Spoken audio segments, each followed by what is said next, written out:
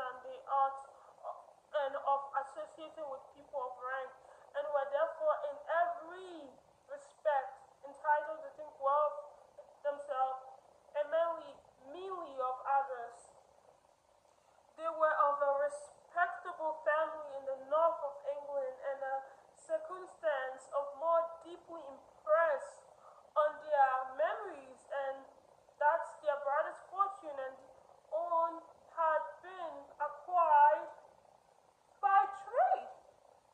Mr. Bentley inherited property to the amount of nearly £100,000 from his father, who had intended to purchase an estate and did not live to do it. Mr. Bentley intended it likewise, and sometimes made a choice of his county. But as he was now provided with a good house and the liberty of a manor, it was doubtful to many of those who best believed the easiness of his temper, whether he might not spend the remainder of his days at Netherfield and leave the next generation to passage. His sisters were very anxious for his having an estate of his own, but before he was now established only as tenant, his Miss Bentley was by no means unwillingly to preside as his stable nun was Miss Hart, had married a man of more fashion and fortune, less disposed to consider his house as her home when it suited her. Mr. Bentley had not been of age 2 years when he was tempted by accidental recommendation to look at Netherfield House. He did look at it and into it for half an hour and was pleased with the situation, and the principal room satisfied with what the owner said in its praise, and took it immediately. Between him and Darcy was very steady friendship in spite of a great deposition of character. Bailey was endured to Darcy by the easiness, openness, ductility of his temper, though no deposition could offer a greater contrast of his own, and though with his own he never appeared dissatisfied on the strength of Darcy's regard, Bentley had the famous reliance, and of his judgment the highest opinion. In understanding, Darcy was superior. Bentley was by no means deficient, and Darcy was clever. He was at the same time, let me look up this word. He was at the same time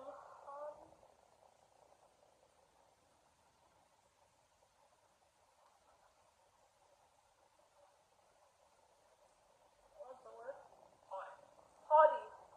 He was the same time haughty, reserved, and audacious, and his manner, though well-bred,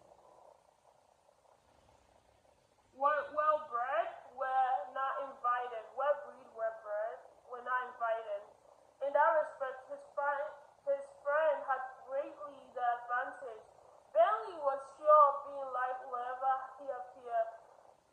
Darcy was continually given offense. The manner in which they spoke of the Meryton assembly was significantly characteristic.